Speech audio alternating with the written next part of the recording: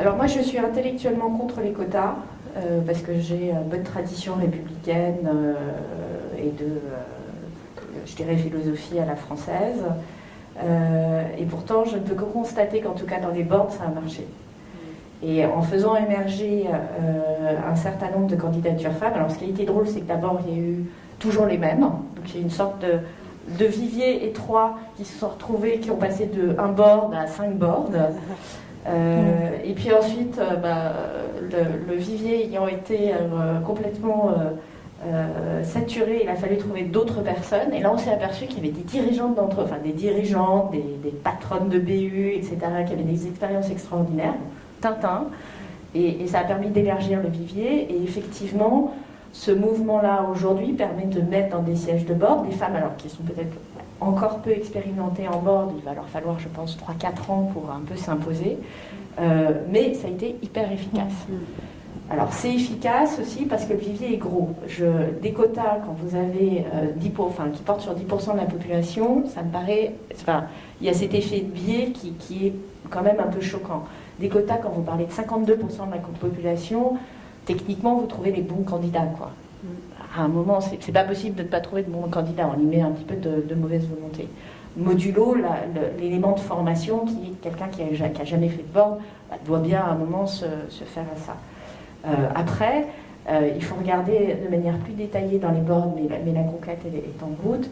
Moi, je me rappelle, au moment où la loi est passée, un grand directeur financier d'une entreprise du CAC 40 qui, dans un dîner de la ROP, m'avait dit « Non mais, ok, on va mettre des femmes, hein, mais il y aura toujours les administrateurs qui comptent et les autres. Ça m'avait quand même un peu glacé. Donc j'espère que les femmes vont devenir les administrateurs aussi qui comptent. Voilà. Mais ceci dit, moi ça fait 10 ans que je suis administrateur indépendante, présidente de comité d'audit, sans la loi Copé-Zimmermann. Donc on y arrive aussi avec l'intelligence de patrons qui disent tiens, vous avez une personnalité qui m'intéresse, je vous fais rentrer dans mon board. Et jeune, tu rentres en board. Et jeune, oui, 10 ans effectivement je suis rentrée jeune. Moi je suis tout à fait d'accord avec Agnès. Je ne suis pas non plus fan des quotas. Mais c'est vrai que voilà, ça aide à avoir plus de femmes. Et ce que je constate aussi, c'est que en fait, le fait de rentrer dans un board, à moins d'avoir un président qui est visionnaire et qui veut vraiment la personne pour sa personnalité, ils ont beaucoup de mal à ouvrir leur petit cercle un peu aux femmes. Pour être dans les vraies décisions. Il y a encore c'est un peu de scepticisme. Puis les femmes ont tendance parfois à poser des questions qui fâchent.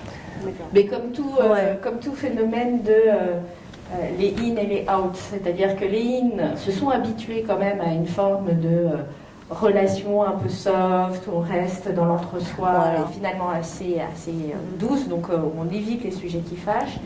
Et les gens qui y accèdent, donc les plus jeunes, ceux qui n'ont pas les codes culturels, ceux qui n'ont pas fait les mêmes études, donc c'est valable, ceux qui n'ont géographiquement pas les mêmes attaches, enfin pas les mêmes parcours, migrants ou même provincial, quoi, le provincial qui fait la gaffe. Et effectivement, c'est ça qui terrorise aussi dans les boards un certain nombre de dirigeants. C'est de pas pouvoir tenir son board parce que naïvement la personne veut bien faire, donc lit le dossier, c'est quand même pas si répandu que ça, puis va poser la question qui fâche, puis tout d'un coup amène les autres administrateurs à se dire ah ouais, elle n'a quand même pas complètement tort, donc à rebondir, et là tout d'un coup le truc échappe aux dirigeants, et ça c'est très désagréable.